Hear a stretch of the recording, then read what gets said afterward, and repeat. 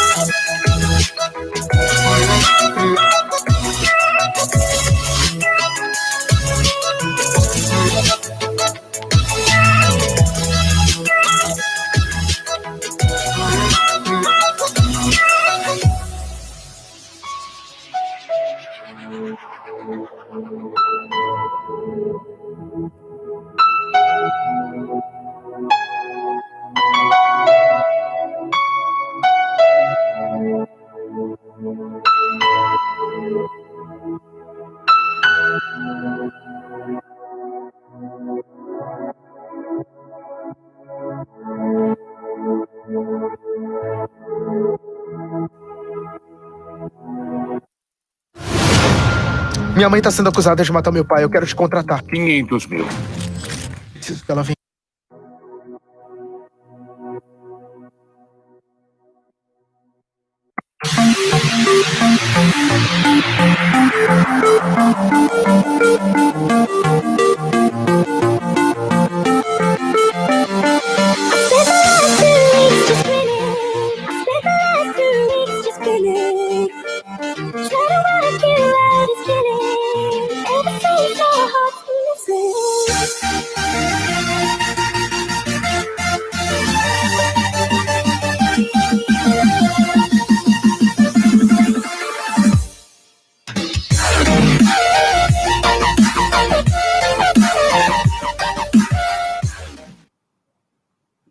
Boa noite, sejam todos bem-vindos a mais uma live da AgroUningá Consultoria. Estamos aqui nesta noite com uma live com um tema muito especial, manejo sustentável da adubação fosfatada em solos tropicais. O palestrante da noite hoje é o professor Edson Matiello, lá da Universidade Federal de Viçosa. Então, criem expectativas. Boa noite, professor Matiello, ele já está ali online conosco, já está ao vivo conosco. Nós, antes de mais nada, queríamos fazer alguns agradecimentos, agradecer à diretora, a professora doutora Gisele Novakovski, que muito gentilmente tem cedido esse espaço aqui conosco, a AgroUningá Consultoria pelo evento, né, por ter promovido esse evento a todos. Queremos ainda agradecer aos docentes do curso de agronomia, ao professor Sérgio Ricardo Cirotti, ao professor Arnei, ao professor Marcelo, à professora Angélica, ao professor Fernando, ao professor Claudinei, enfim, a todos os envolvidos, a todos os funcionários envolvidos, inclusive o pessoal aqui do estúdio da Uningá, e especialmente agradecemos a pessoa do Márcio e toda a sua equipe, que tem muito nos auxiliado, e sem eles esse trabalho não seria possível. E eu já gostaria de salientar aos alunos aí que o link aí para inscrição, para receber o certificado, já está aí na descrição do vídeo, ok? Vocês podem preencher o link de presença, o formulário de presença. E também temos oportunidade de estágio aqui no Núcleo de Agronomia Experimental da Agronomia aqui na Uningá. Então, você que está procurando estágio, aqui tem uma oportunidade, tem várias oportunidades, temos vários trabalhos em andamento, tanto na parte de olerícolas, na parte de fruticultura, na cultura do maracujá, inclusive tem um projeto com o IDR que está em desenvolvimento. Enfim, tem vários projetos em desenvolvimento que você, aluno de agronomia da Uningá, pode se inscrever no estágio não obrigatório no NAI. Então, é só procurar os professores ali no bloco A, o professor Arnei, o professor Sérgio, e iniciar seu estágio, ok? Vamos apresentar, então, rapidamente o professor Edson Matiello, lá de Viçosa. Ele já está online, ao vivo conosco. Ele é engenheiro agrônomo, formado em 2002 na Universidade Federal Rural do Rio de Janeiro. Em 2004, ele concluiu o mestrado dele em Viçosa. Em 2008, ele fez o doutorado, né? Inclusive, teve um período de sanduíche lá na Flórida. E o professor Matiello também já fez pós-doutorado em 2015 na Universidade de Adelaide. Ele que já atuou como analista na Vale, na companhia Vale, e atualmente ele é professor adjunto do Departamento de Solos da Universidade Federal de Viçosa e atua especificamente nessa área de nutrição de plantas, de fertilidade do solo. E é com muita gratidão, desde já, professor Matiello, muito obrigado por sua presença. É uma honra e um privilégio tê-lo aqui conosco. Então, sinta-se à vontade, sinta-se em casa, ok? O senhor é muito bem-vindo, em nossa live, ok? Então, desde já, mais uma vez, agradecemos a sua participação e eu vou ficar aqui atento às perguntas para passar para o senhor no final da sua apresentação. Muito obrigado, desde já, professor. Seja muito bem-vindo e fique à vontade. Sim. Obrigado, Glaucio. Cumprimento aí todos os estudantes, todos os professores da Uningá. É uma satisfação muito grande, né, estar aqui hoje com vocês, conversando sobre esse tema, né. Uma live que se intensificou aí com essa tragédia de pandemia que nós tivemos. Então, talvez alguma coisa aí que vai ficar marcada, né, para os próximos anos, será essa maior interação entre nós, né, dificilmente ou com grande dificuldade a gente teria como se deslocar em várias partes do Brasil, e agora nós temos isso com a maior facilidade, tá? Obrigado a todos aí, agradeço aí imensamente a lembrança e o convite, tá? Bom, a gente vai falar de um tema bastante importante, né, um tema sempre atual, relacionado a fósforo, a sustentabilidade de fósforo, tá? Eu vou compartilhando aqui a minha tela com vocês, para a gente, então, começar essa nossa apresentação. Tá? Só um minutinho.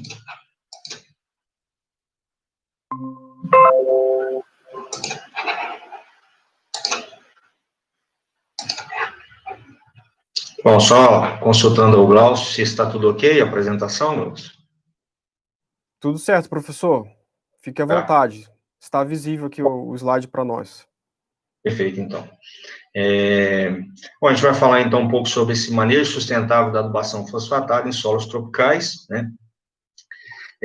Claro, quando a gente fala de sustentabilidade, né, a gente sempre tem aí a primeira questão, a definição desses termos, né?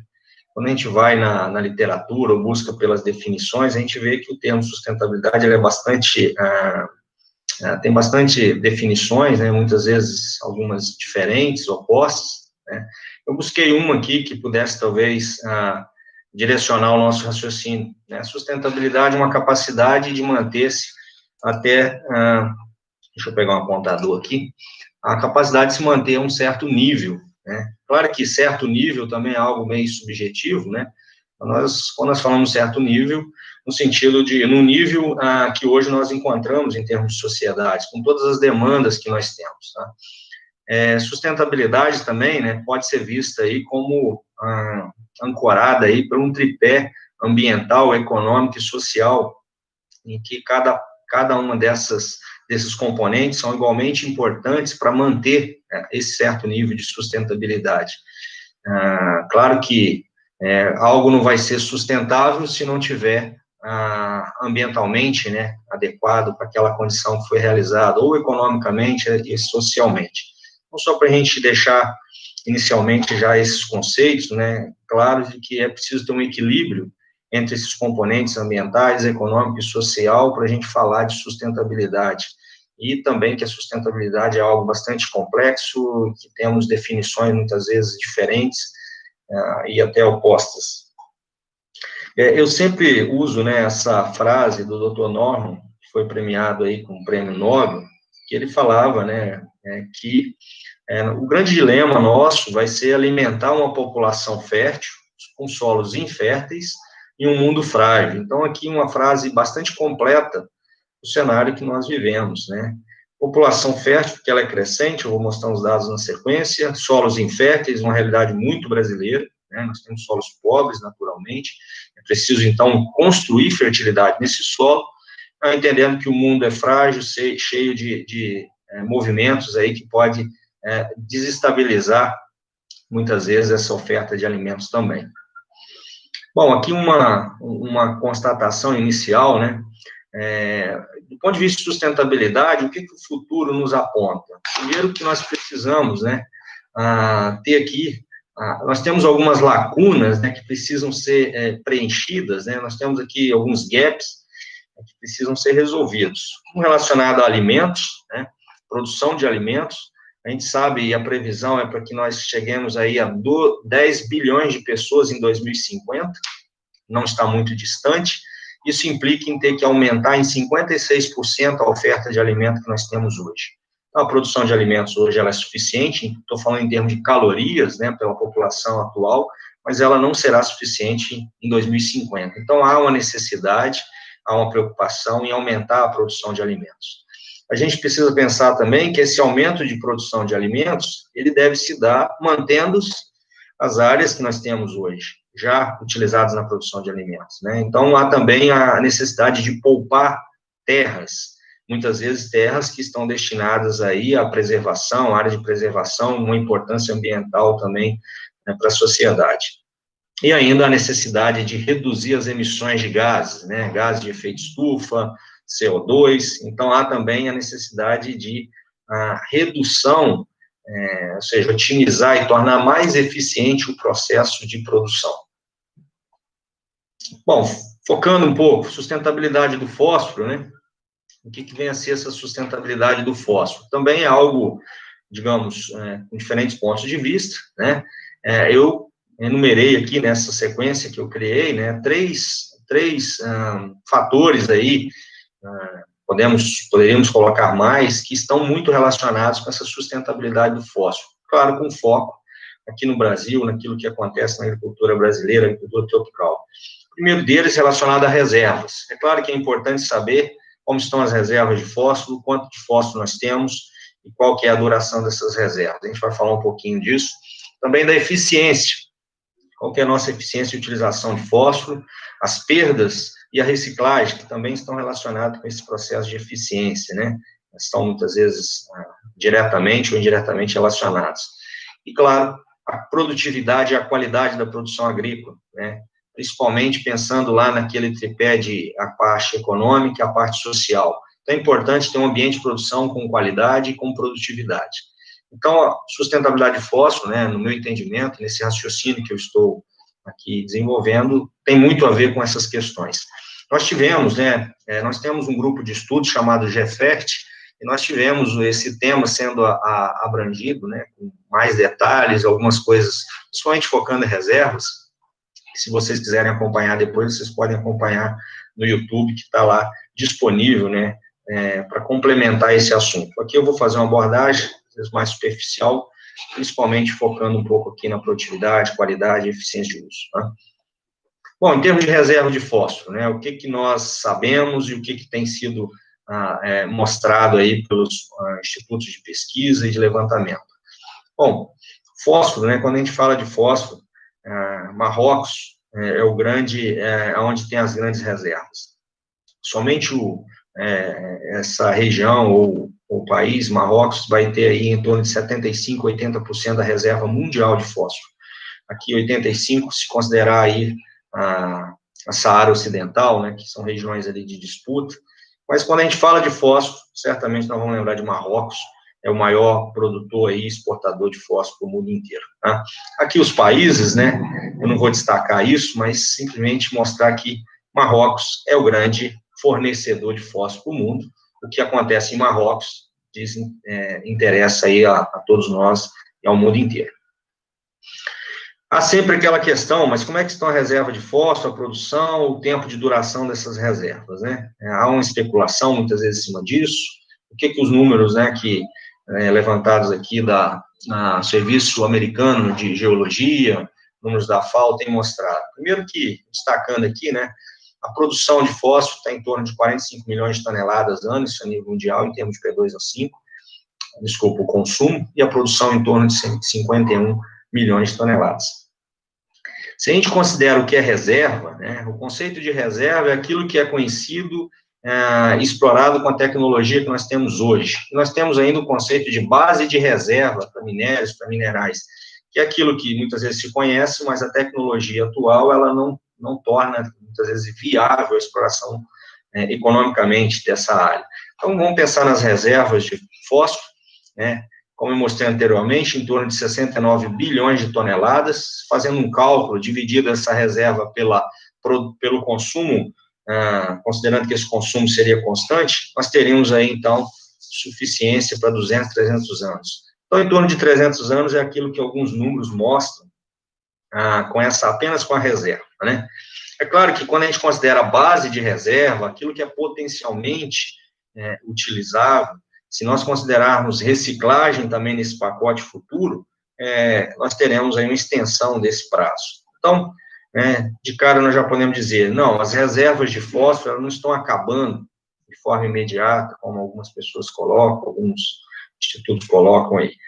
Existe um tempo aí razoável ainda a sua duração.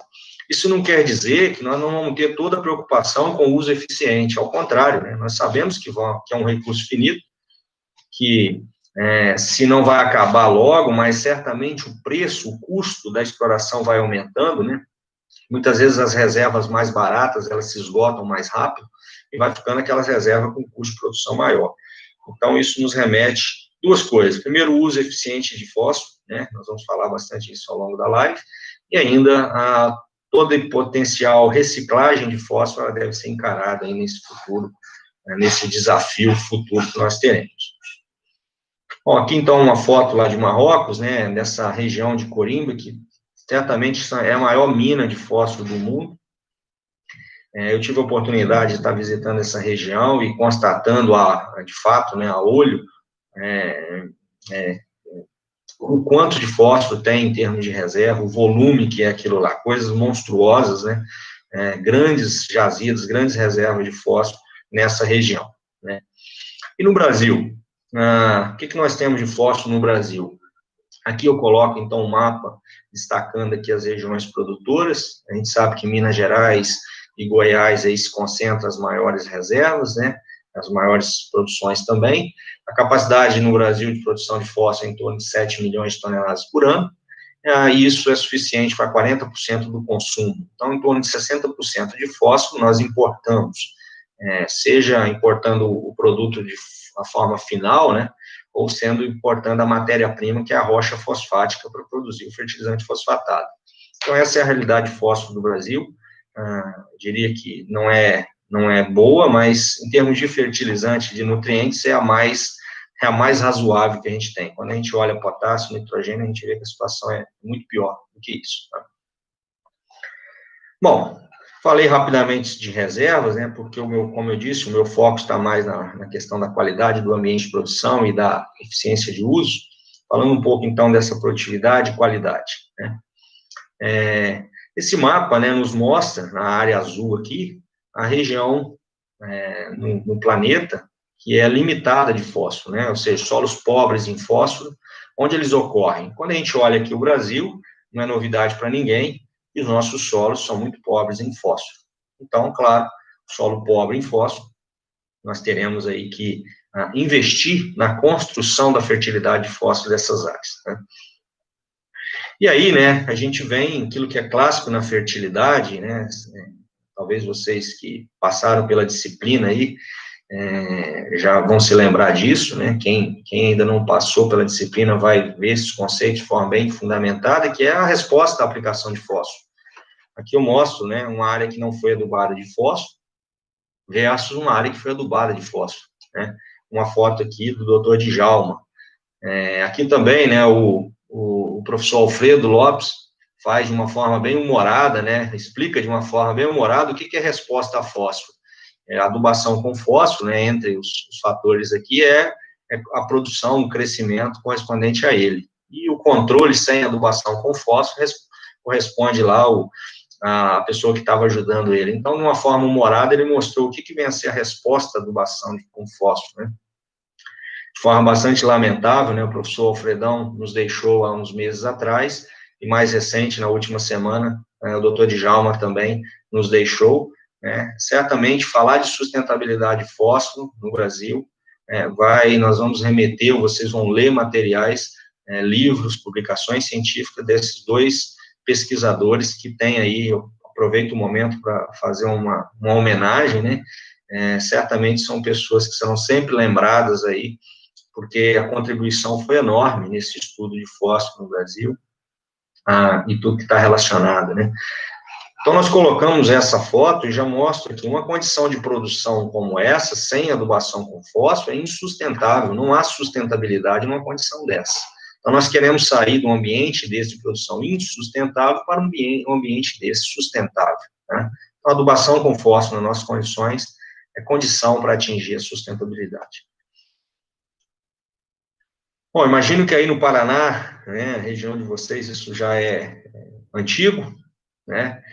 Agora, em termos de Brasil, em termos de avanços recentes, é algo novo, os sistemas de produção, os sistemas intensificados de produção, né? E aí eu vou usar alguns dados aqui da Fundação MT, né, que nós estamos acompanhando e avaliando alguns resultados experimentais, e a gente vê que, de fato, o sistema de produção no Brasil é algo, eu poderia dizer que isso é recente, ou esse entendimento, esse foco e o nível de produtividade que nós chegamos, e estamos conhecendo um pouco melhor esse manejo, e como fazer aí uso eficiente de nutrientes, fertilizantes, fósforo, nesses sistemas de produção. Então, o que seria novo nessa agricultura tropical? Exatamente um sistema intensificado, em que agora eu tenho aqui diferentes culturas cobrindo a área, uma ciclagem agora muito maior do que aquilo que acontecia no passado, e os resultados e a sustentabilidade, por certo, também muito melhor nessas condições. Eu vou mostrar alguns números relacionados. Tá? Aqui, né, continuando nessa ideia, né, sistemas de produção em que a soja está apenas no soja pousio, ou seja, vamos deixar o solo descansar naquela ideia antiga de pousio, né, aqui dá para a gente ver qual é a cobertura desse solo, e aqui diferentes modelos de produção, né, com mileto, com braquiária, crotalária, sistemas de sucessão soja-milho, por exemplo, sistemas de rotação de culturas, enfim, 8 tratamentos que descrevem aí condições de produção, né, variadas aí no ambiente brasileiro, na agricultura brasileira. Tá? E aí aqui um resultado de produtividade que chama muita atenção, produtividade da soja aqui, só para a gente tirar uma informação, esse experimento é extremamente grande, importante, muitos dados, eu tirei aqui apenas uma parte dele para mostrar para vocês o que acontece, a comparação desses sistemas de produção ao longo de 12 anos agora, são 12 anos de experimento, né? O que se observava no início? Só um contexto inicial, né? Quando se instalou o experimento aqui, né, em 2008, 2009, esse solo era um solo de fertilidade construída. O que é um solo de fertilidade construída? Basicamente é um solo que tem a correção de acidez, né, feita a aplicação de calcário, é um solo que tem maiores teores de matéria orgânica em relação a sistemas mais tradicionais ou convencionais, tem um teor de fósforo mais elevado, tem um teor de nutriente mais elevado, de modo geral, né? Então, seria uma ideia de solo de fertilidade construída. Então, a partir desse solo de fertilidade construída, foi montado um experimento, aqui em 2008, 2009, e aí foi avaliado diferentes sistemas de produção. Até aqui, com 5, 6, 7 anos, não havia diferença entre os sistemas, ou seja, se eu faço pousio, se eu faço consórcio, se eu faço rotação, sucessão, isso não faz diferença, não fez até esse momento. Só que a partir do 6º, 7º ano, começou a haver uma diferença enorme entre os sistemas de produção, um destaque muito maior de produtividade por sistemas que estavam em sucessão ou rotação, e aquele sistema tradicional ou de pousio, mesmo que em plantio direto, a produtividade muito menor. Então, nós passamos a olhar esses sistemas como distintos em termos de sustentabilidade, né? E aí, a adubação com fósforo, a mesma nesse sistema, agora as respostas em produção totalmente diferentes, né? As adubações são as mesmas, mas as produtividades são diferentes, o rendimento vai ser também diferente. Então, naquela ideia de que o pousio, né, ou deixar o solo descansando nas condições tropicais, talvez não seja, talvez não, com certeza não vai ser a melhor maneira da gente manejar o solo. Ao contrário, né, quanto maior a diversidade, quanto maior a intensificação em termos de planta, né, diversificação de plantas na área e, principalmente, maior aporte de resíduo orgânico na área, né, seja a parte aérea, seja a raiz, os resultados mostram um caminho maior de sustentabilidade. Por que isso? Porque os indicadores de sustentabilidade do solo, falando de forma mais restrita, estão apontando nessa direção, né? Então, definitivamente, deixar o solo descansando nas nossas condições tropicais não é uma boa ideia. Quem tem que descansar são os produtores, né? O solo precisa ter cobertura, precisa ter atividade biológica. É claro, fazendo uma ressalva, há sempre uma preocupação do ponto de vista físico, né? Como é que estão as questões físicas desse solo, isso tem que ser monitorado, tem que ser acompanhado, mas essa intensificação tem mostrado, então, aumento de produtividade e melhoria dos indicadores de sustentabilidade, como eu mostrei. E fósforo, como é que está fósforo nesse sistema de produção? Aqui nós temos, está um pouco pequeno, eu vou apontar aqui para a gente conseguir acompanhar, né? A variação em profundidade, nós sabemos que o fósforo vai se concentrar na camada mais superficial do solo, aqui valores de 0 até 100, isso na linha de plantio, ou seja, onde faz a adubação, a gente coletou a amostra para fazer a análise, 0 a 5, 5 a 10, 10 a 20, 20 a 40, né? Claro, o fósforo se concentrando aqui na camada superficial, que era totalmente esperado, né? Aqui, só para colocar essa bola preenchida aqui, é o cerrado, é a condição natural, né? Qual o teor de fósforo lá na camada 0 a 5? Em torno de 5, 6 miligramas por decímetro cúbico extraído do MELIC-1. Então, solos pobres, que na medida que foram adubados e manejados, os teores, alguns aqui tratamentos chegando a 80, 100 miligramas por decímetro cúbico. Então, claro, estamos construindo uma fertilidade de fósforo nesse solo, né?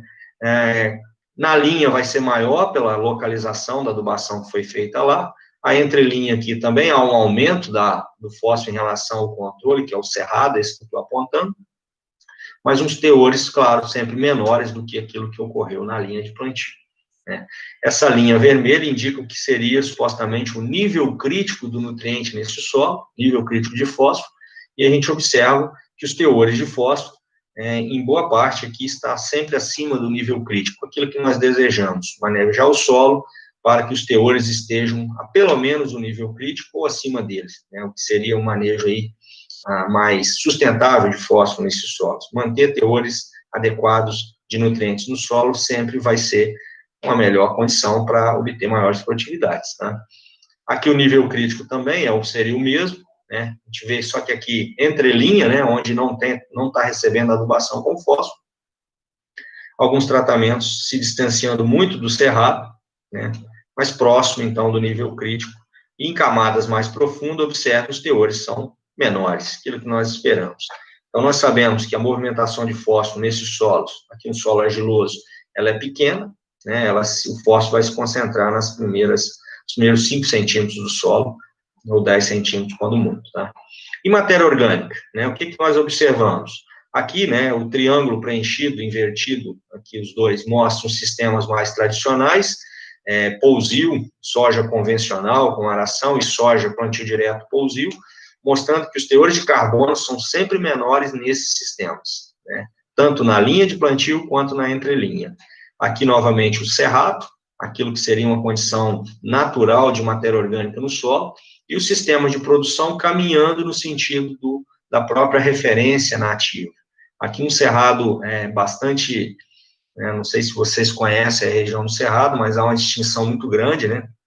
Às vezes a gente tem um cerrado ralo, tem um cerrado leve, e aqui é um cerrado pesado. Essa região tem uma boa precipitação, então é um ambiente nativo bastante preservado e com bastante produção aí de resíduos, e, portanto, matéria orgânica bastante elevada, né? O sistema de produção caminhando no sentido daquilo que é a nossa referência natural, enquanto que os sistemas tradicionais estão muito distantes disso, né? A perda de matéria orgânica foi enorme aí ao longo dos anos, né, nesse sistema. Mas os sistemas mais de rotação, sucessão, eles estão na direção do aumento do carbono orgânico do solo. Isso, então, podemos inferir no aumento da sustentabilidade, porque carbono orgânico no solo certamente vai ser um dos melhores indicadores de sustentabilidade nas nossas condições tropicais. Só voltando aqui, né, fósforo no solo está aumentando com o passar do tempo, então nós estamos aplicando fósforo todos os anos e está havendo um efeito residual dessa adubação, está aumentando, e a matéria orgânica do solo também está aumentando. Então, são bons indicadores de que esse sistema, então, está caminhando no sentido aí correto em termos de produção. Então, resumindo, né, a adubação continuada de fósforo elevou muitos teores de fósforo no solo, ou seja, o efeito residual existe, ele é importante, e tem agora possibilitado altas produtividades nesses solos que eram solos muito pobres em fósforo, né. Os indicadores de qualidade do solo estão também melhorando. Então, não tem dúvida, né, pelos resultados de 12 anos desse experimento, de que o caminho da sustentabilidade está sendo traçado nesses sistemas em que prioriza aporte de resíduo na área, cobertura do solo, com melhorias aí dos indicadores químicos do solo, físicos e também biológicos. Bom, falando agora, então, do próximo tópico, eficiência de fósforo, do uso de fósforo e as perdas e reciclagem. Eu coloquei isso tudo no mesmo, dentro de uma mesma ideia, exatamente porque, claro, se eu tenho uma menor perda, eu vou ter uma maior eficiência de uso, e se eu vou reciclar, eu também vou estar aumentando a eficiência de fósforo. Tá? Bom, aqui eu vou trazer uma informação, né, começando esse tema, falando desse artigo que foi publicado, e aproveito para recomendar aí que vocês leiam, né, esse artigo do Roy, falando sobre o custo do fósforo na agricultura tropical. Então, esse artigo ele faz, de certa forma, uma crítica, né, ao uso em grandes quantidades de fósforo na nossa agricultura. Aquilo que nós já sabemos, que o consumo de fósforo nessas áreas ele é elevado, porque os solos são pobres. Então, até um certo nível, até construirmos a fertilidade do solo, nós fizemos aí adubação intensiva com fósforo nessas áreas, tá? Complementando essa ideia também, né, essa publicação aqui nos Estados Unidos traz um título bastante curioso e preocupante, né, produção aqui, fazenda aqui, floresta lá. Floresta lá, eles estão falando do Brasil, né? Na ideia de que fala, produção de grãos, produção de fibras, é aqui nos Estados Unidos, os produtores americanos, né, no Brasil, devem manter as florestas, como se o Brasil fosse apenas floresta, né? Aqueles conceitos, muitas vezes, sem a devida confrontação com a realidade, achando que o nosso território é apenas floresta, né? Ou, claro, o interesse em diminuir a importância da agricultura brasileira, né? Bom, essa leitura ela é bastante interessante, e ela é um bom artigo, embora eu discorde com alguns pontos, né, que foram colocados, mas é uma boa leitura e ela serve para a gente nos referenciar aí em termos de posição, de crítica e de confrontação das ideias, né. Então, em cima desse artigo, em cima dessa publicação, eu vou levantar aqui uma outra questão que está relacionada com a sustentabilidade do fósforo na nossa agricultura. Quando a maior crítica, né, desse artigo foi de que o fósforo no Brasil a gente usa muito porque tem uma elevada absorção de fósforo no solo. Claro, as adubações são maiores devido a esse fator. E eu confronto aqui um mapa de produção de grãos no mundo, né, com a retenção de fósforo no solo. Onde estão as produções de grãos e a capacidade de retenção de fósforo no solo? Essas linhas aqui, gente, não são trópicos não, tá? Só para a gente posicionar algumas regiões aqui, né? Simplesmente isso. Então, quando a gente observa o Brasil, uma região importante de produção de grãos, potencialmente produção de grãos, né, e nós observamos a retenção de fósforo, a gente vê que os nossos solos retêm grandes quantidades de fósforo, aquilo que nós já sabemos, né, solos argilosos, solos oxídicos, uma maior capacidade de absorção de fósforo. Se nós compararmos aqui a Europa, né, uma parte também aqui dos Estados Unidos, a gente vai encontrar regiões produtoras de grãos também, só que solos com baixa capacidade de absorção de fósforo no solo, né? Então, nós temos esse contraste. Daí foi a constatação no artigo do Roy, falando que, olha, vocês estão gastando muito fósforo comparado a essas regiões, porque estão aplicando muito, a dose é maior, etc. E aí eu levanto essa questão, né? Nós sabemos que no solo, em termos de fósforo, né, nós vamos ter reações distintas, ou situações distintas, primeiras que relacionadas a perdas, né? E quais seriam as perdas de fósforo do sistema solo? Elas poderiam ocorrer por lixiviação, erosão ou escoamento superficial. E nós temos um outro fator, que é a redução da disponibilidade de fósforo no solo. Alguns autores, alguns livros, inclusive, colocam a adsorção como a perda de fósforo no solo. Eu discordo, eu acho que a adsorção, ela não há perda do elemento. A precipitação da mesma forma. O elemento continua no ambiente solo. A perda é quando é a saída desse ambiente. Então, a adsorção específica em óxido de ferro e alumínio, bem como a precipitação na forma de cálcio, né, fosfato de cálcio, é redução de disponibilidade de fósforo no solo, certamente, mas não vai ser perda de fósforo do sistema. E aí, né, um questionamento que eu coloco aqui para a gente refletir um pouquinho, o que seria menos ruim, perder o fósforo no sistema ou ter ele fixado no solo? Porque o que está acontecendo na agricultura brasileira é fixação de fósforo no solo, pelo menos em solos mais argilosos, né? Isso não é uma perda, como eu falei, repetindo aqui, é uma redução de disponibilidade. Se nós pensarmos agora em sustentabilidade, o que é melhor? Sustentabilidade, pensando do ponto de vista de perda de fósforo no sistema ou a retenção, a absorção de fósforo no sistema? Então, esse raciocínio que eu coloco agora, para a gente analisar um pouco, né, e aí, começar aqui, talvez, que possa ser um dos maiores problemas relacionados a fósforo, do ponto de vista ambiental agora, que é a lixiviação de fósforo do sistema. Solos mais arenosos, né, o fósforo é pouco retido, os nutrientes, de modo geral, são pouco retidos, e eles podem, né, chegar aqui, podem ser lixiviados, né, seja o fósforo na forma mineral, fertilizante que nós aplicamos, seja o fósforo que veio da fração orgânica, seja o fósforo na forma mineral no solo, fosfato, né, ou seja, fósforo nas formas orgânicas, né.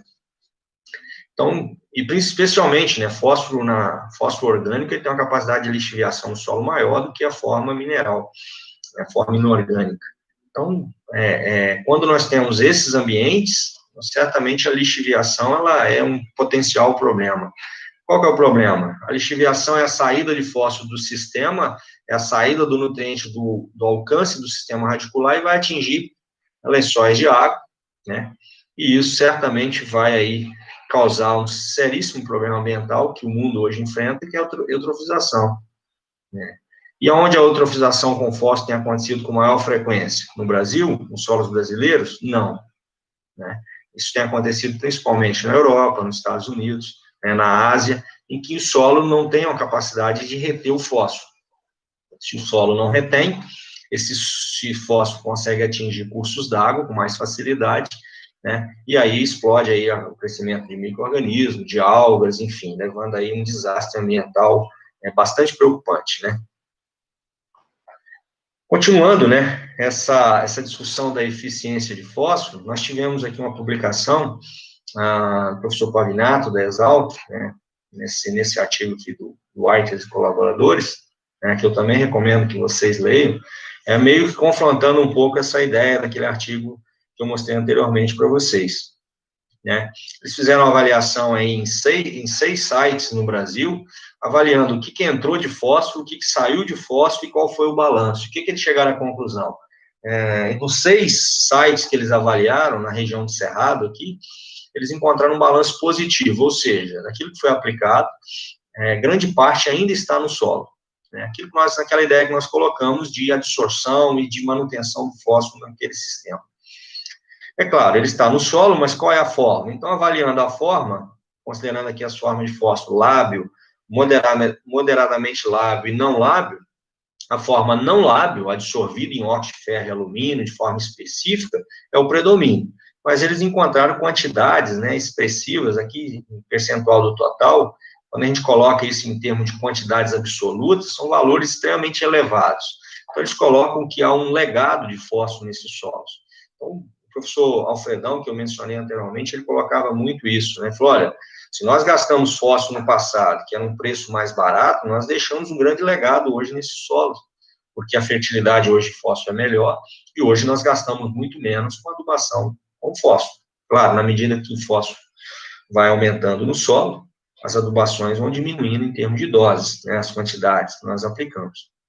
Então, esse trabalho mostra, de uma forma bem clara, que o fósforo ainda está no solo, ainda há um predomínio da forma não lábil, mas mas ele está presente naquele ambiente de produção, ele não saiu totalmente daquela área, atingindo aí córregos e rios, como eu mostrei anteriormente, né, o que seria, nós podemos dizer, então, a absorção específica não é de tudo ruim, ela diminui a disponibilidade, é verdade, nós gastamos mais muitas vezes por isso, mas, ao menos, né, esse fósforo permanece no sistema, ele não está sendo perdido. E aí, né, colocando então um pouco essa ideia da produção na agricultura brasileira e dessa sustentabilidade de uso de fósforo, né, nesses ambientes atuais em que a fertilidade foi construída, nós já usamos muito menos fósforo, né, e as produtividades são elevadas. Por quê? Porque o fósforo está no sistema, as adubações agora elas priorizam que a restituição daquilo que sai na produção. Então, nós tínhamos um passado em que nós usávamos muito fertilizante, aplicávamos muito aqui em termos de dose, né, esse conceito aqui colocado, né, de manejo de fósforo, né, e posição de fósforo aplicado, local de aplicação de fósforo. Então, no passado, a gente usava muito fósforo para a gente atingir aí maiores produtividades. Com o passar do tempo, melhorando esse sistema de produção, nós estamos caminhando para essa faixa do azul. Eu diria que hoje, boa parte de um solo bem manejado, tá, gente? Eu preciso refrisar isso. Solos, eu estou falando aqui com maior tecnologia, bem manejado, nós estamos nessa linha azul e que já gastamos menos fósforo, né, para ter as mesmas produtividades, ou ainda produtividades maiores, como eu mostrei, e nós podemos e devemos caminhar para essa linha verde. O que essa linha verde indica? Doses agora menor, por quê? Porque o sistema está maximizado. Nós temos agora uma ciclagem muito maior de fósforo no solo, nós temos componentes que muitas vezes podem tornar esse fósforo não lábil em formas lábeis, então aquilo que estava no solo, ele pode ser revertido, principalmente quando nós usamos plantas que são mais eficientes na absorção de fósforo. Vou dar um exemplo da braquiária, isso é bem claro. Então, sistemas que a braquiária está entrando, está fazendo parte aí, a eficiência de uso do fósforo aumenta muito, né? E, claro, nós temos um sistema com maior ciclagem agora do nutriente, né? Comparado aqui ao passado. Então, eu diria que quem está na agricultura brasileira praticando isso, que mostra a foto, né? Sistema convencional, aração, todos os anos, e adubação aqui com fósforo sempre elevada, está no passado, né?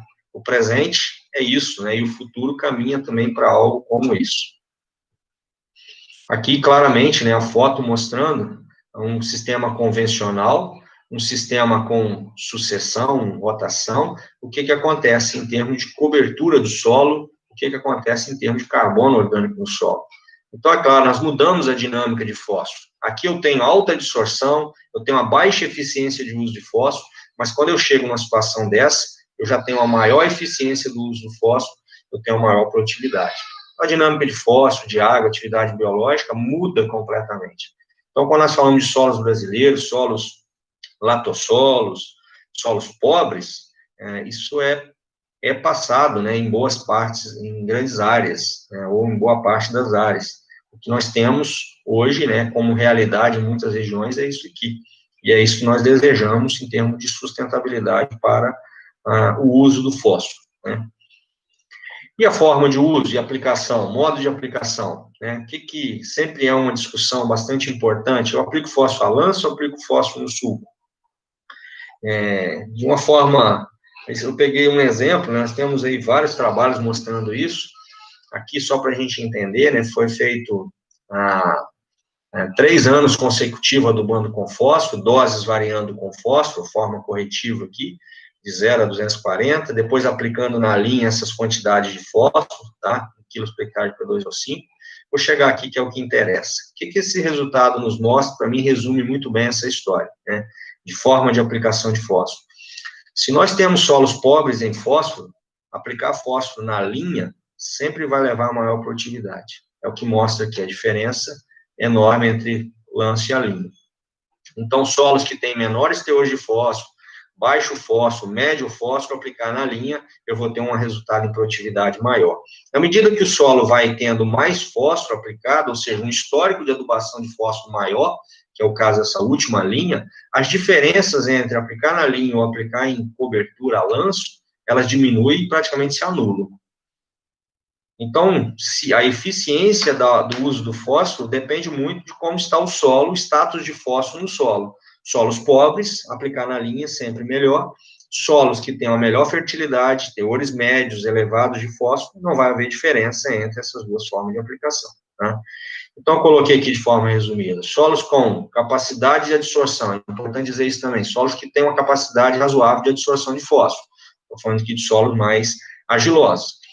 Se o fósforo está baixo ou médio, aplicar no suco de plantio é mais eficiente, vai ter um maior retorno de produtividade.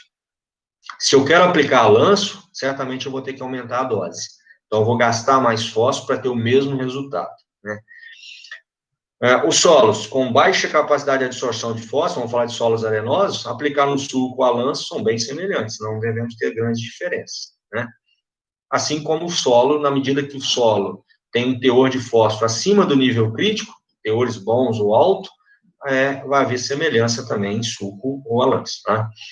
Eu levanto aqui uma questão que me desperta uma grande preocupação, e nós estamos buscando estudar isso agora. E o escoamento superficial de fósforo, quando eu aplico ele a lanço? Como que fica isso comparado quando eu aplico na linha?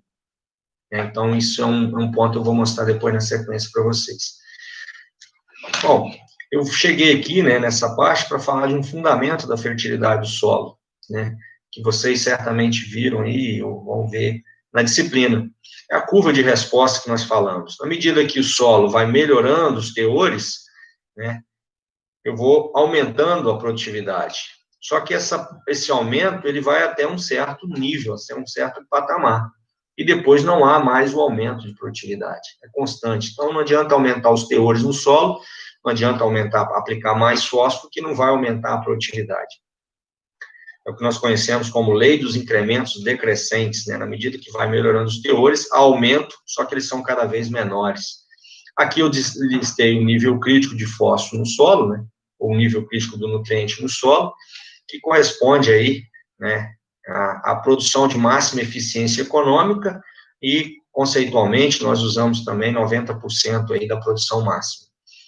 Então, na medida que o solo tem baixos teores de fósforo, ou seja, está abaixo do nível crítico, eu tenho o dever aí, como técnico da área, em melhorar essa fertilidade, construir a fertilidade nesse solo, aplicando fósforo. E aí as doses vão ser maiores, porque eu preciso fazer a correção desse solo, eu preciso elevar os teores de fósforo no solo, né?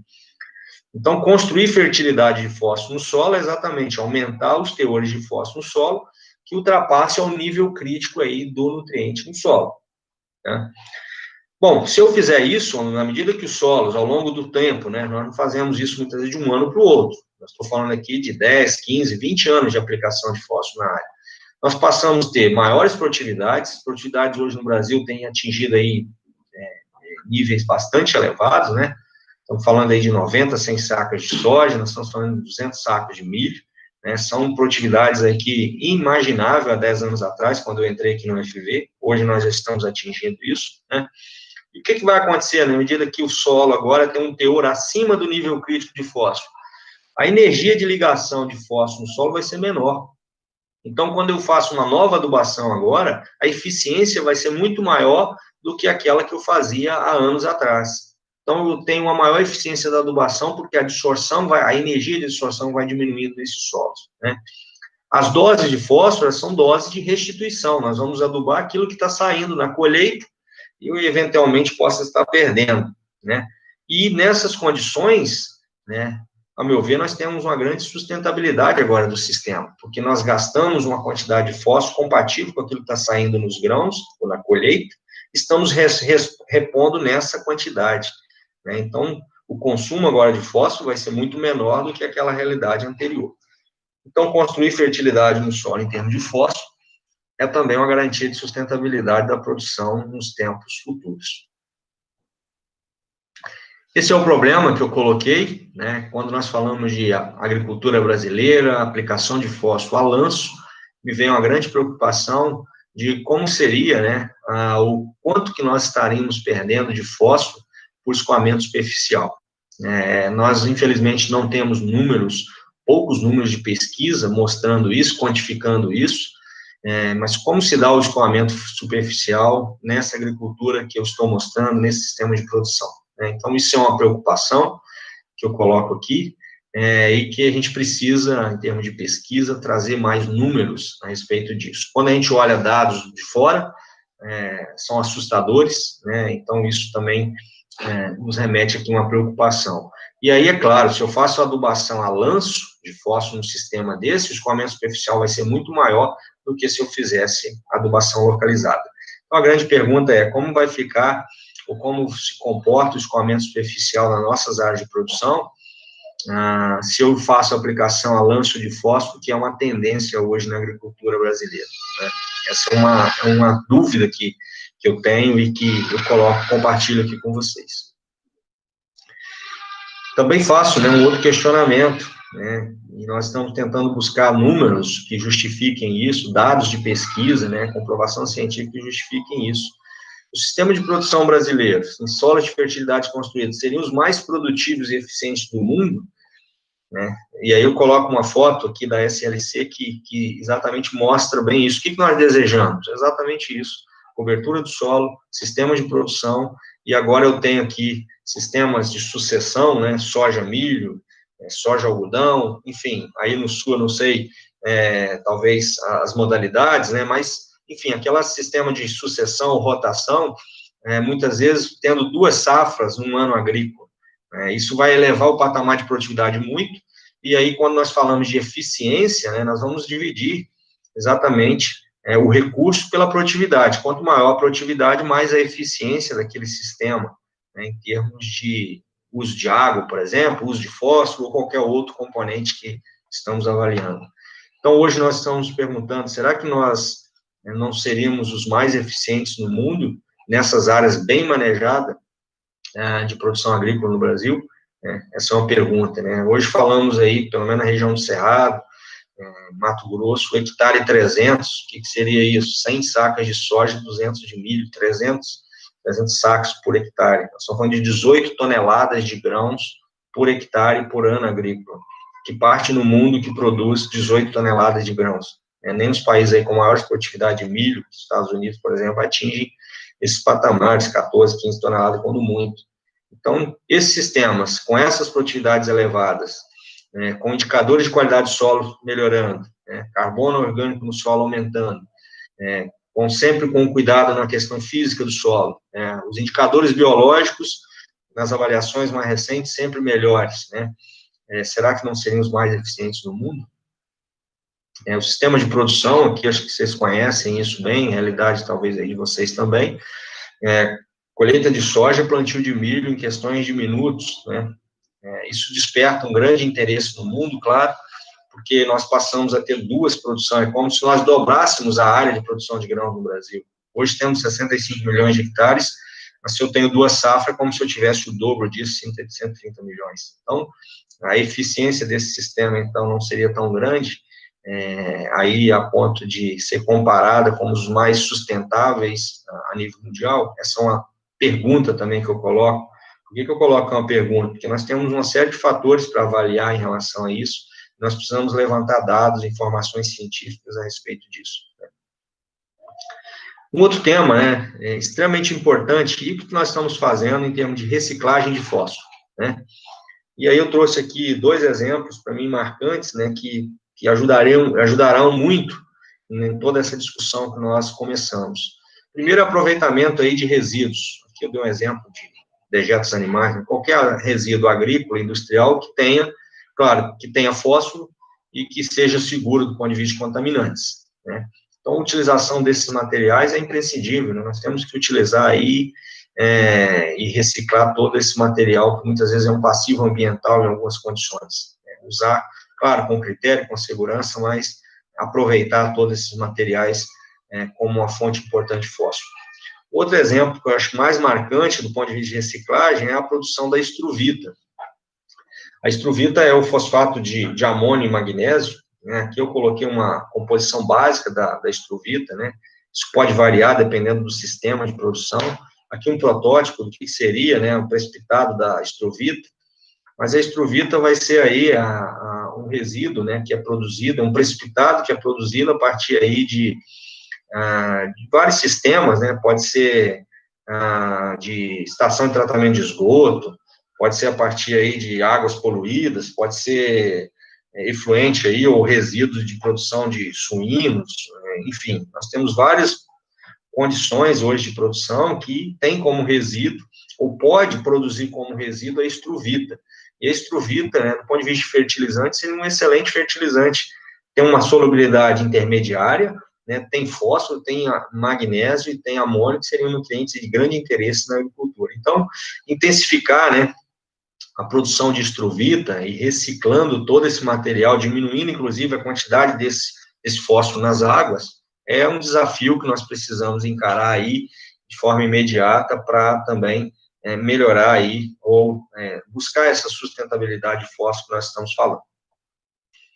Bom, já estou encerrando, não acompanhei o meu tempo aí, mas espero que eu não tenha atrasado muito. Eu sempre também coloco, nas minhas apresentações, ou discutimos aqui com os estudantes, um pouco disso, Essa foto, para mim, ela mostra uma realidade nossa hoje. A agricultura brasileira, ela é muito criticada, se vê o lado ruim sempre, mas a gente tem que colocar as coisas da forma que de fato ocorre, E sem sensacionalismo ou mediatismo, coisa do tipo. O que essa foto para mim representa, Ambientes de produção e ambientes de preservação se coexistindo. É preciso entender que esse eucalipto ele tem uma razão de estar aqui, ele é importante que ele esteja aqui, assim como essa mata ciliar. protegendo essa área, assim como essa água.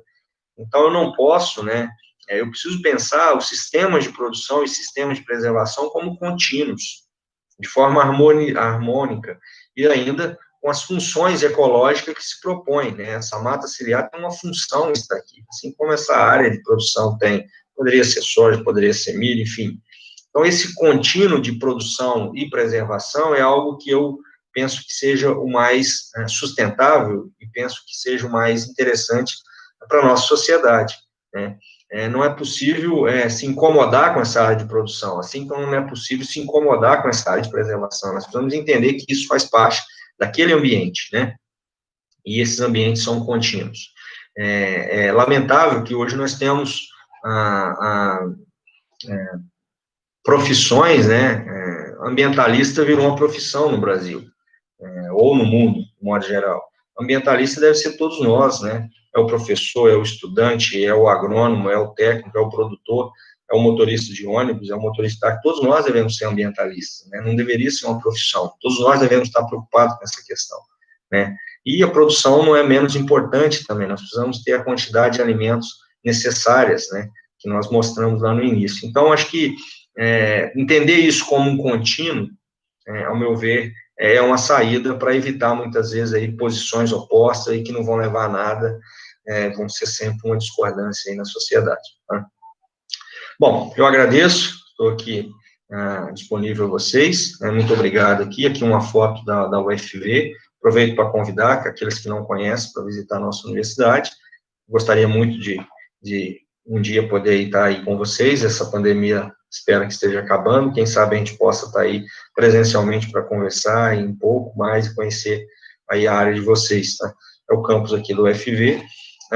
Eu só gostaria de comentar rapidamente aqui do GFERT, que é o Grupo de Estudos de Fertilizantes. Nós temos um site, nós temos também um canal no YouTube e o Instagram, que vocês podem acompanhar. A gente posta sempre materiais relacionados à nutrição de plantas, estamos sempre preocupados com as questões mais científicas, mais técnicas, né, que envolvem a produção agrícola no Brasil e no mundo, tá?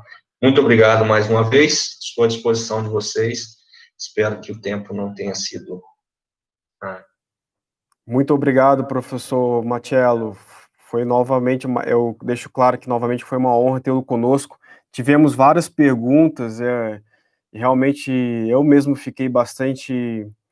animado, fiquei bastante grato com a palestra, principalmente pensando nesse ponto de vista que o senhor falou, né, o fósforo, ele não é perdido, né, no perfil do solo, é apenas fixado, e isso realmente gerou várias perguntas, eu vou tentar sintetizar aqui algumas delas, para que o senhor possa responder. Então, algumas perguntas nesse sentido, perguntaram, já que o fósforo não está sendo perdido em solos tropicais, mas sim apenas fixado no solo, como então disponibilizar ele para a planta? Aí pergunto no mesmo sentido, qual a opinião do senhor sobre a utilização de inoculantes para a solubilização de fósforo no solo? O senhor tem algum resultado de uso desses produtos? Então, várias pessoas perguntaram sobre essa questão, né? Já que o fósforo está fixado no solo, como disponibilizar ele para as plantas, né?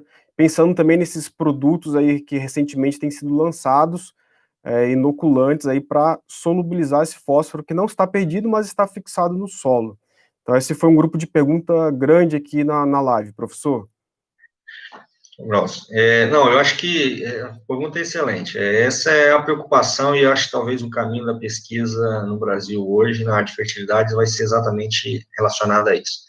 Só para deixar claro, né, também, às vezes a gente fala ali, só para fazer uma ponderação aqui. Quando a gente fala de agricultura brasileira, vamos lembrar que nós temos grandes áreas de produção em áreas de solos arenosos, tá? Eu coloquei ali, falei muito da parte dos solos mais argilosos, é verdade, mas nós temos áreas aí grandes, expressivas, que são solos arenosos, ou seja, nessas áreas a gente deve estar tendo perda de nutrientes e o fósforo também, tá?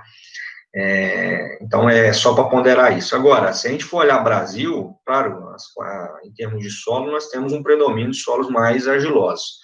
Como as argilas são argilas oxídicas, qualquer quantidade de argila no solo, muitas vezes é suficiente para reter o fósforo. Então, quando eu pego um solo que tem 15% de argila, por exemplo, se é uma argila oxídica, a gente tem uma alta capacidade de absorção, mesmo que tenha só 15% de argila. Então, isso que diferencia muito no Brasil comparado a outras regiões. Então, o pouquinho de argila que nós temos, muitas vezes é suficiente. Agora, se eu tenho um solo muito arenoso, aí sim, nessa condição, eu tenho possibilidade de perda de lixeação, inclusive do fósforo. Tá? Bom, esse ponto levantado, como que nós vamos reverter, ou vamos falar da reversibilidade desse fósforo não lábil? Isso vai acontecer, ou pode acontecer de várias maneiras, né? E aí a pesquisa, eu acho que tem que entender melhor esse mecanismo. O que tem sido usado e verificado é o seguinte: o sistema de produção, ao diversificar, a introduzir espécies que são mais eficientes, eu falei da braquiária, mas imagine que deve ter vários outros, né, tipos de plantas que podem ter uma eficiência maior de absorção e absorve essas formas que não estariam disponíveis, muitas vezes, para o milho ou para a soja. Então, ao introduzir espécies no sistema de produção, disparado a braquiária tem feito esse papel, nós começamos a reverter um pouco esse fósforo menos disponível para o milho, para a soja, e estou citando esses dois como são culturas aí de grãos mais importantes, tá? Em relação ao uso de micro-organismos, né, inoculantes, isso eu acho que a pesquisa, sim, tem que avançar nisso, ver o quanto que isso é importante. A gente tem aí alguns produtos, tem alguns lançamentos.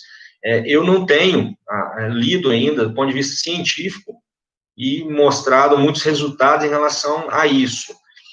Mas eu acho que é um caminho que nós devemos perseguir, sim, e com o respaldo sempre da pesquisa para mostrar se, de fato, esses micro-organismos estão fazendo esse papel, com pesquisa de médio e longo prazo, né? A grande questão é que eu já tenho no solo, às vezes, uma população muito grande de micro-organismos, e aí, se eu inocular, qual que é a chance de sobrevida desses outros, como que nós avaliamos se eles, de fato, estão fazendo esse efeito. Então, há uma dificuldade também da metodológica, né, de trazer esses números.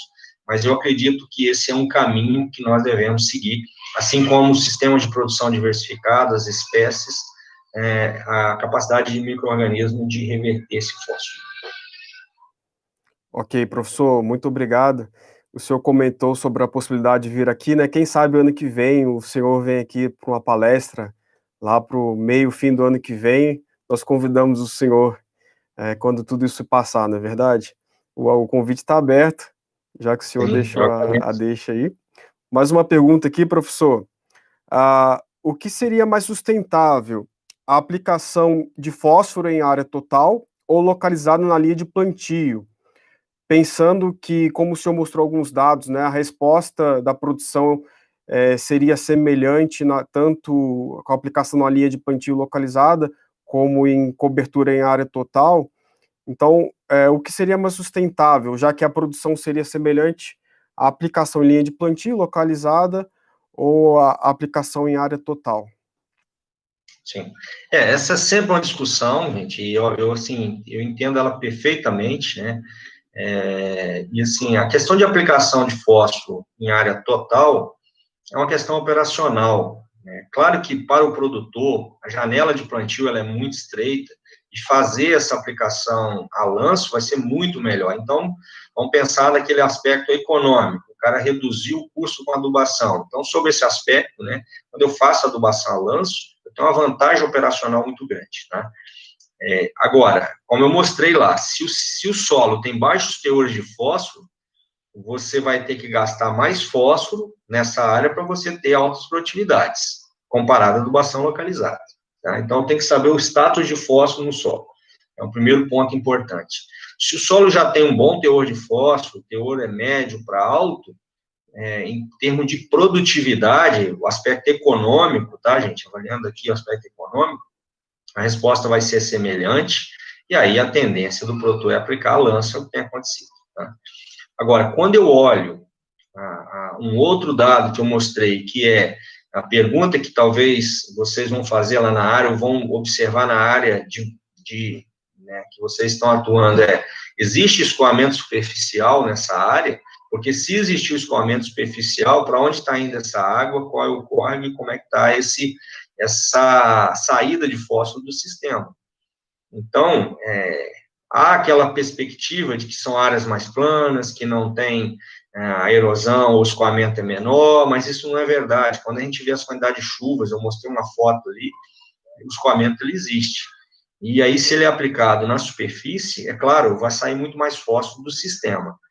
Agora, quanto mais, nós não temos esse número. Então, é uma preocupação que eu levantei, eu tenho isso, nós temos isso aqui como departamento, né? E por isso, né, nós continuamos, Viçosa ainda continua com aquela ideia de aplicação de fósforo localizado. Para quê? Para evitar, pensando hoje, né, no passado era para aumento da eficiência do fósforo, o solo tinha teores menores. Hoje é para, talvez, evitar um mal maior aí, que seja escoamento superficial do nutriente.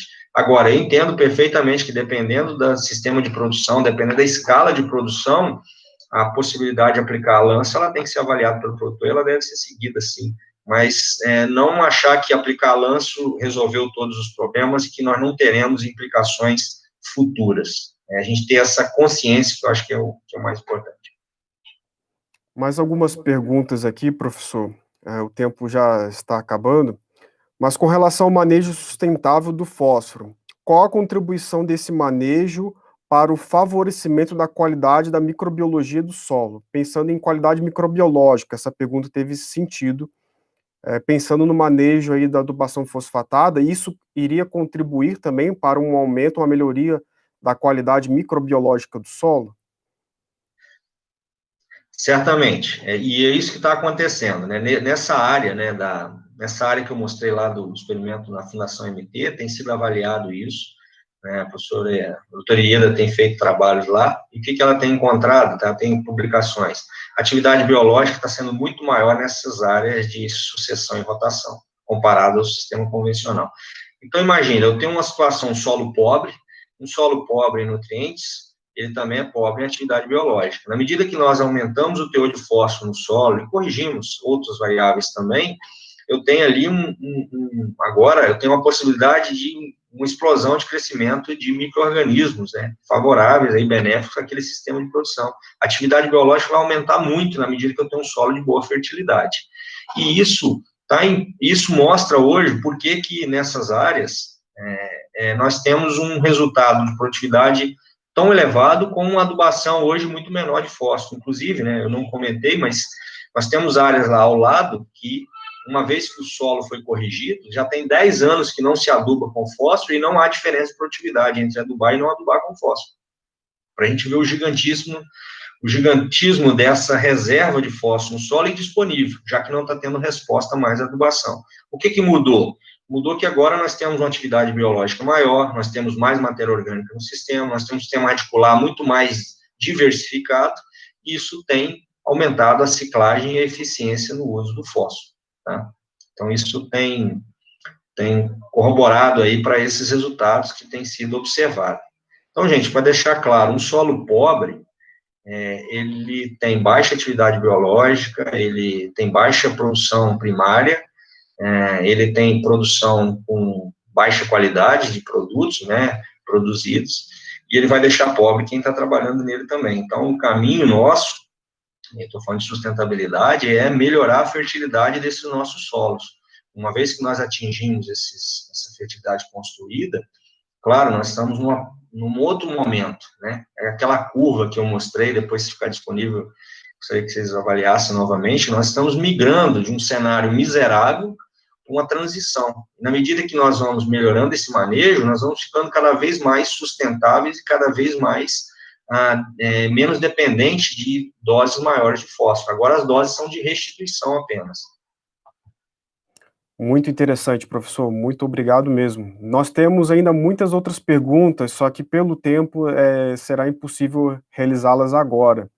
Então eu gostaria de agradecer mais uma vez a toda a equipe da AgroUningá Consultoria, agradecer a participação de todos aí dos polos da Uningá, em vários estados do país, tivemos participação de algumas pessoas também do exterior, do Paraguai, Carlito lá do Paraguai, e professor, gostaria de agradecer mais uma vez ao senhor. Nós temos aqui uma pequena lembrança, uma singela lembrança em agradecimento ao senhor, nós vamos pegar o endereço do senhor para encaminhar essa lembrança, como agradecimento pela sua participação e pela sua prontidão desde o início em participar dessa live. E eu gostaria também de deixar em aberto para o senhor fazer as suas considerações finais também. Glaucio, eu agradeço muito aí, obrigado pelo tempo de vocês, né? Espero que eu tenha contribuído aí nessa discussão. Isso aqui nunca é claro, são posições, são pontos de vista. O que a gente tem feito é se basear em dados de pesquisa, né? Deixar a ideologia de lado, né? E acho que talvez o que eu posso deixar aí para vocês como estudante é isso: busquem a informação e o conhecimento, busquem aquilo que a pesquisa está mostrando, se guiem por isso, porque esse é o caminho, né? Não se deixe guiar aí por sensacionalismo ou por ideologias, porque isso não vai levar a nada, isso não vai contribuir com a sociedade melhor, não. Então, nós estamos numa área técnica, vamos ser técnicos, vamos ser responsáveis, e vamos buscar o conhecimento naquilo que nós entendemos que é o melhor caminho, que é o caminho aí da ciência, dos dados confiáveis de pesquisa, tá? Muito obrigado a todos, uma boa noite aí, e nos vemos em breve, eu espero aí. Muito obrigado, professor, mais uma vez pela participação do senhor. Então, estamos encerrando nossa live sobre manejo da adubação fosfatada, né, em solos tropicais. Muito obrigado pela participação de todos vocês. A gravação aí da transmissão ficará mantida na página da Uningá oficial. E muito obrigado, uma boa noite a todos. Espero que essa live tenha servido para o engrandecimento do nosso conhecimento. E muito obrigado, professor Matiello, por essa live inspiradora que o senhor nos concedeu essa noite. Boa noite a todos e bom descanso.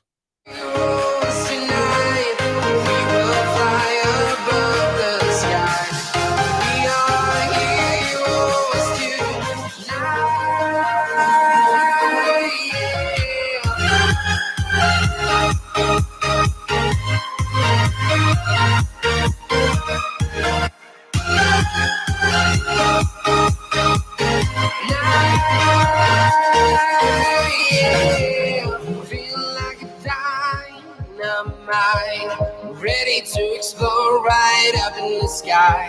I need you to listen, I need you to hear, and don't show any fear. I've been flying from town to town, from London to Taiwan.